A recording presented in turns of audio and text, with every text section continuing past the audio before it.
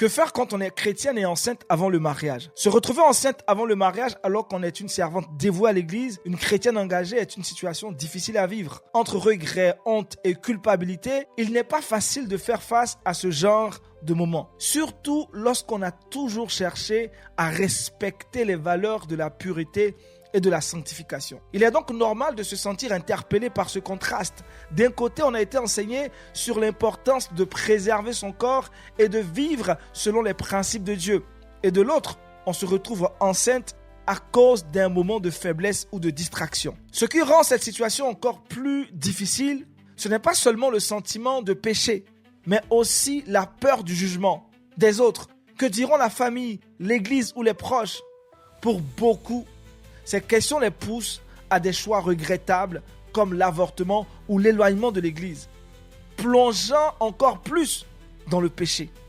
Écoute-moi bien, ma sœur. Écoute-moi très bien. Peu importe les raisons qui t'ont conduite à cette situation, lève-toi. Il n'est jamais trop tard pour revenir à Dieu.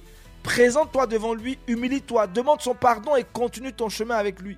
Ne cède pas aux pressions de ta famille, de ton copain ou même de l'église pour avorter. L'avortement ne résout rien. Au contraire, il t'enfonce davantage dans le péché.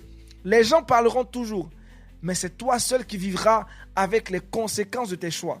Le mensonge peut cacher la grossesse devant les hommes, mais devant Dieu, tu portes ta responsabilité. Les péchés engendrent d'autres péchés, mais tu as le pouvoir de briser ce cycle en assumant tes erreurs. N'accepte pas de te marier sous pression, juste pour cacher la grossesse. Le mariage doit être un acte d'amour et de responsabilité, pas une solution hâtive à un problème. Une telle décision pourrait te conduire à des regrets encore plus grands. Va et ne pêche plus. Ce n'est pas parce que tu as fait une erreur que tu ne peux pas repartir sur de bonnes bases. Il est possible de vivre dans la chasteté, même après avoir eu un enfant.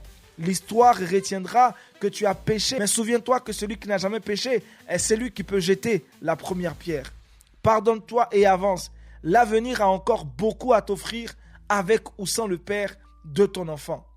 Que Papa God t'accorde sa force et sa sagesse. C'est ton frère Aniel Conan. Demeure richement et abondamment béni. Shalom.